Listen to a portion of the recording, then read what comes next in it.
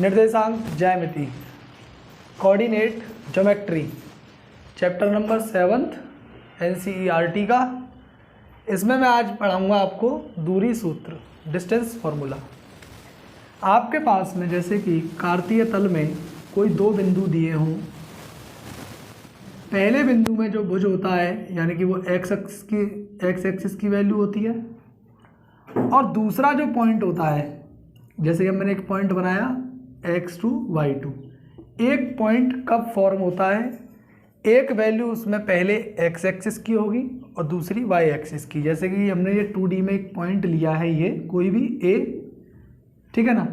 तो इसका मतलब क्या है कि इसने कुछ डिस्टेंस तो एक्स एक्सिस पर कवर किया होगा और कुछ डिस्टेंस इसने वाई एक्सिस पर कवर किया होगा। जैसे कि एक्स एक्सिस में ये डिस्टेंस चला है, मान लीजिए x1, और वाई एक्सिस में चला है ये y1। तो ये दोनों कहाँ पर एक दूसरे से मीट होंगे, मिलेंगे कहाँ एक दूसरे को, यहाँ जा कर के। जहाँ पर भी ये मिलेंगे वहाँ पर एक पॉइंट बनेगा जिसमें पहला कोऑर्डिनेट होगा एक्स एक्सिस का, दूसरा कोऑर्डिनेट होगा वाई एक्सिस का। यानी कि एक्स एक्सिस की डिस्टेंस और वाई एक्सिस की डिस्टेंस आपस में मिलकर के एक पॉइंट फॉर्म करती है। अब हम पढ़ेंगे इसमें दूरी सूत्र यानी कि डिस्टेंस फॉर्मूला। अब हम दो पॉइंट्स के बीच में डिस्टेंस देखेंगे। दो पॉइंट्स के बीच में अगर हमें डिस्टेंस निकालनी है, जैसे कि एक पॉइंट ए है और एक पॉइंट बी है, दोनों के कोऑर्डिनेट्स मैंने अलग अलग लिए हैं। पहले वाले का जो कोऑर्डिनेट्स थे वो x1 y1 है और इसके x2 y2 है। इनके बीच की जो डिस्टेंस है वो इस फॉर्मूले से फाइंड होती है। इस फॉर्मूले का भी प्रूफ है, चाहे तो मैं अगले वीडियो में उसे प्रूफ भी करा दूंगा। फिलहाल हमारा मेन टारगेट इस पर रिलेटेड जितने वर्क क्वेश्चंस हैं उनको लगाना है, ठीक है ना। जैसे मान लीजिए आपको कोई दो पॉइंट्स दे दिए जाएं। फॉर एग्जांपल एक पॉइंट है आपके पास में -2, 5 और अदर पॉइंट है एक 5, 7। ये आपके पास में दो पॉइंट्स हैं और दोनों के बीच की आपको डिस्टेंस बतानी है। तो सिंपली आप इस डिस्टेंस फार्मूले को यूज कर सकते हैं, जिसमें कि ये पहला कोऑर्डिनेट x1, ये y1, ये x2, ये y2, ठीक है। अब मैं आपके लिए यूज करने वाला हूँ इसमें डिस्टेंस फार्मूला, जिसमें कि डिस्टेंस फार्मूला होता है x2 - x1 का होल स्क्वायर, y2 - y1 का होल स्क्वायर। आप x1 - x2 भी कह सकते हैं क्योंकि होल स्क्वायर है, इससे कोई फ़र्क इस बात पर नहीं पड़ेगा। चलिए मैं इन पॉइंट्सों को इसमें रखता हूँ। तो x2 आपके पास में यहाँ पर क्या है 5 और x1 है आपके पास में -2। अगर आप -2 को अगर माइनस करेंगे तो ये प्लस हो जाएगा, +2। और y2 आपके पास में है 7 और y1 है आपके पास में 5। देन ये हो जाएगा 7 का स्क्वायर, ये हो जाएगा 2 का स्क्वायर। 7 का स्क्वायर 49, 4 और 2 का स्क्वायर 4। देन आप इसे ऐड कर देंगे, ऐड करने पर ये आ जाएगा 53 यूनिट। यानी कि ये डिस्टेंस हो गया इन दोनों पॉइंट्स के बीच में, ये दोनों पॉइंट्स के बीच। तो किसी भी पॉइंट के बीच में अगर आपको डिस्टेंस फाइंड करनी है तो उसके लिए ये डिस्टेंस फॉर्मूला यूज होता है। अब इससे रिलेटेड कई सारे क्वेश्चंस बनते हैं अलग अलग। जैसे कि एक आता है कि आपको मान लीजिए कोई 3 पॉइंट दे देगा, जैसे मान लीजिए x1 y1 ये पहला पॉइंट है और दूसरा पॉइंट आपके पास में x2 y2 और तीसरा पॉइंट है आपके पास में x3 y3। इनकी मैं कंडीशंस आपको बता रहा हूँ कि ये किस तरीके की कंडीशंस में इस पर क्वेश्चंस आते हैं। तो पहली कंडीशन जो है, जैसे आपके पास में 3 पॉइंट्स हैं, ये कोलिनियर होंगे। क्या कोलिनियर होंगे? कोलिनियर यानी हिंदी में संरेख। 3 बिंदु संरेख कब होते हैं? 3 बिंदु कोलिनियर कब होते हैं? जब पहले 2 बिंदुओं के बीच की दूरी और दूसरे 2 बिंदुओं के बीच की दूरी का जो योग है, यानी पहले दो बिंदुओं के बीच की दूरी और दूसरे दो बिंदुओं के बीच की दूरी का जो हम सम करेंगे, इन दोनों दूरियों को जोड़ेंगे, तो वो पहले और तीसरे बिंदु के बीच की दूरी के बराबर आनी चाहिए। संरेख का अर्थ होता है, कोलिनियर का मतलब कि कोई 3 पॉइंट अगर एक ही लाइन पर प्रेजेंट हों, तीनों बिंदु एक ही रेखा पर स्थित हों। जैसे कि मैंने 3 बिंदु ले लिए ए, बी और सी। ये कोलिनियर कब होंगे, संरेख कब होंगे, जब ए और बी के बीच की दूरी बी और सी के बीच की दूरी का योग इन दोनों के बीच की दूरी के बराबर हो। यानी कि इसके बीच की दूरी और बी और सी के बीच की दूरी, और दोनों दूरियों को आप आपस में जोड़ दीजिए। जोड़ देने के बाद में अगर ये तीसरे दोनों बिंदुओं के बीच की दूरी के बराबर आ जाए, तब आप कहेंगे कि ये तीनों बिंदु संरेख हैं।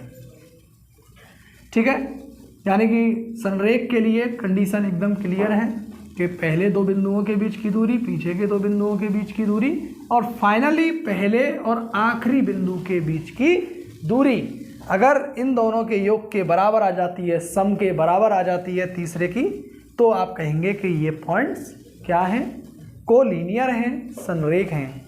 जैसे कि आप एग्जाम्पल के लिए ले सकते हैं कि आपको अगर कोई 3 बिंदु दे दिए जाएं, पहला बिंदु ये और दूसरा बिंदु मान लीजिए कोई भी, जैसे कि ये और ये। अब ये 3 बिंदु आपको दिए गए हैं, पूछा जाए कि क्या ये तीनों बिंदु संरेख हैं, तो हम इनको संरेख कब कहेंगे कि इन दोनों के बीच की दूरी निकालेंगे पहले, फिर इन दोनों के बीच की दूरी निकालेंगे, और फाइनली फिर पहले और आखिरी बिंदु के बीच की दूरी निकालेंगे। इनका योग उसके बराबर आ जाए तो हम कहेंगे कि ये बिंदु संरेख हैं। और ऐसा अगर नहीं होता है तो संरेख नहीं है, यानी कि बिंदु कोलिनियर नहीं है। Points are not collinear. ठीक है, कोलिनियर का कंसेप्ट समझ में आया। इसके बाद में किस तरीके के क्वेश्चंस आते हैं, क्वेश्चंस तो नहीं लगाऊंगा मैं, पूरा आपको कॉन्सेप्ट समझा सकता हूँ। लीजिए आपको कोई 4 बिंदु दे दे, x1 y1 x2 y2, ये 2 पॉइंट हो गए। तीसरा है x3 y3 x4 y4, ये आपके पास में 4 बिंदु हैं। अगर इन चारों के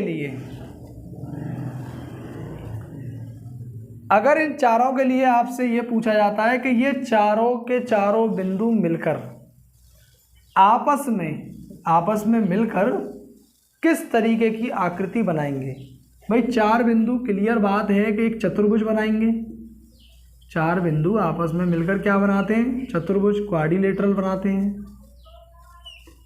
अब ये क्वाड्रिलेटरल का टाइप क्या होगा, किस तरीके का चतुर्भुज ये बनाएंगे चारों के चारों, क्योंकि चतुर्भुज में कई टाइप होते हैं। एक जैसे आपका वर्ग होता है, स्क्वायर, और दूसरा आपका आयत है यानी कि रेक्टेंगल, और तीसरा आपका समचतुर्भुज, समांतर चतुर्भुज। इस तरीके की बात है। तो अगर इनके बीच की दूरी, सभी के बीच की दूरी, ये ए पॉइंट, ये बी पॉइंट, ये सी और ये डी, अगर ए बी बराबर बी सी आता है, बी सी बराबर सी डी आता है, और सी डी बराबर डी ए आता है, यानी कि चारों बिंदुओं की दूरी आपस में बराबर है। अगर चारों बिंदुओं की दूरी आपस में अगर बराबर है तो आप कहेंगे ये एक वर्ग बनाता है। क्या बनाता है, वर्ग बनाता है। ये चारों बिंदु आपस में मिलकर के क्या बनाते हैं, एक वर्ग बनाते हैं। ठीक है, अगर ऐसा होता है कि 2 आमने सामने के बिंदु बराबर आ जाते हैं, 2 बिंदुओं के बीच की दूरी, इसकी दूरी, इसकी और इसकी दूरी, इन्हीं 2 बिंदुओं के बीच की दूरियां आपस में बराबर आ जाती हैं। आपस में बराबर अगर आ जाती है, जैसे कि ए बी की बी सी से दूरी और सी डी की डी ए से दूरी, सी डी की डी ए से दूरी आपस में अगर बराबर आ जाती हैं, तब आप कहेंगे कि ये एक आयत बनाती है। क्या बनाता है, आयत बनाता है। ये चारों बिंदु आपस में मिलकर के एक आयत बनाते हैं। जब ये चारों अगर बराबर हों तो आप कह सकते हैं वर्ग बनाते हैं, यानी कि स्क्वायर बनाते हैं, या साथ ही साथ आप कह सकते हैं समांतर चतुर्भुज बनाते हैं। देखिए एक एग्जाम्पल से आपको समझाता हूँ मैं किस तरीके से। जैसे कि ये एग्जाम्पल है आपके सामने कि आपको 4 बिंदु दिए गए हैं और ये किस प्रकार का क्वाड्रिलेटरल फॉर्म करते हैं, किस प्रकार का चतुर्भुज ये बनाते हैं, ये आपको बताना है। तो सिंपल आप इनको नाम दे दीजिए ए बी सी और डी। ए बी के बीच की दूरी निकाल लीजिए दूरी सूत्र से। तो इसमें क्या मानना पड़ेगा, x1 y1 x2 y2। इसमें से इसे घटाऊंगा, एक में से -1 घटेगा तो प्लस हो जाएगा। ऐसे ही आपके सामने 0 में से मैं 2 को घटाऊंगा तो +2 हो जाएगा। ठीक है। अब इनके वर्गों को आप खोल लो, 2 का वर्ग, ये भी 2 का वर्ग, ये आ जाएगा आपके सामने 4 और 4 8, यानी कि ये हो जाएगा। इसको बाहर भी निकाल सकते हैं तो इतना छोड़ सकते हैं, कोई दिक्कत वाली बात नहीं है। ठीक है, इतना भी छोड़ सकते हैं, कोई नहीं। अब बाहर निकालना है तो 4 × 2, 4 आपका स्क्वायर होता है 2 का, तो 2√2 हो जाएगा। सेम ऐसे ही आप निकालिए BC CD और DA। ठीक है, यहाँ हमने इन सबको सॉल्व किया और इनको सॉल्व करने के बाद में हमने क्या देखा, AB का जो वैल्यू आया वो आया 2√2। BC का जो वैल्यू आया B और C के बीच की दूरी यानी कि वो भी 2√2। CD यानी कि C और D के बीच की दूरी वो भी 2√2। D से A के बीच की दूरी वो भी 2√2। यहाँ पर चारों दूरियां आपस में कैसी आई, बराबर, यानी कि चारों साइड आपस में बराबर आई। भाई AB एक साइड होगी, क्या होगा, AB भी एक साइड होगी, ऐसे करके ABCD, AB साइड होगी, BC भी एक साइड होगी, CD और DA। तो ये चारों अगर बराबर आ रही हैं तो आप कहेंगे ये चारों पॉइंट आपस में मिलकर के एक स्क्वायर या रोम्बस फॉर्म करती हैं, यानी कि वर्ग या समांतर चतुर्भुज बनाते हैं।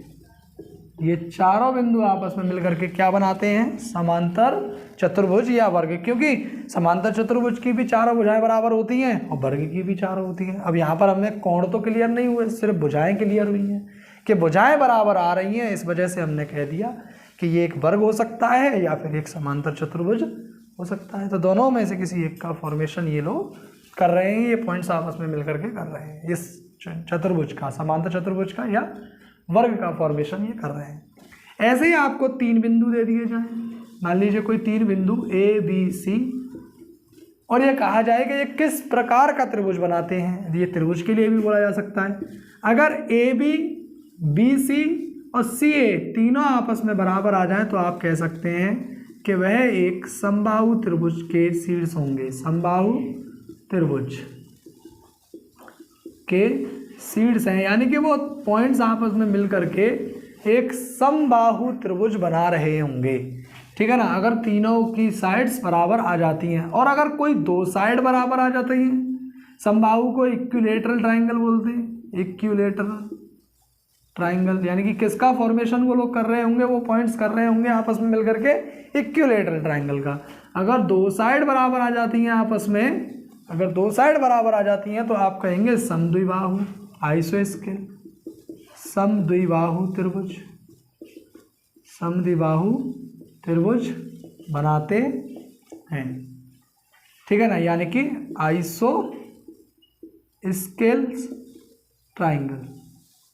अगर 3 बिंदुओं में तीनों के बीच की दूरियां अगर बराबर आ जाती हैं तो वह एक इक्विलेटरल ट्राइंगल के पॉइंट्स होंगे, उनके शीर्ष होंगे, वर्टेक्सेस होंगे उनके।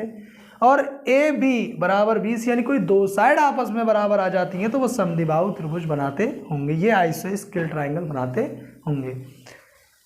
आशा करता हूँ कि आपकी समझ में आया होगा वीडियो, और नेक्स्ट वीडियो में निर्देशांक ज्यामिति का अगला एक्सरसाइज, ये पहले एक्सरसाइज से रिलेटेड जितने भी क्वेश्चंस होंगे वो इस वीडियो से कवर हो जाएंगे।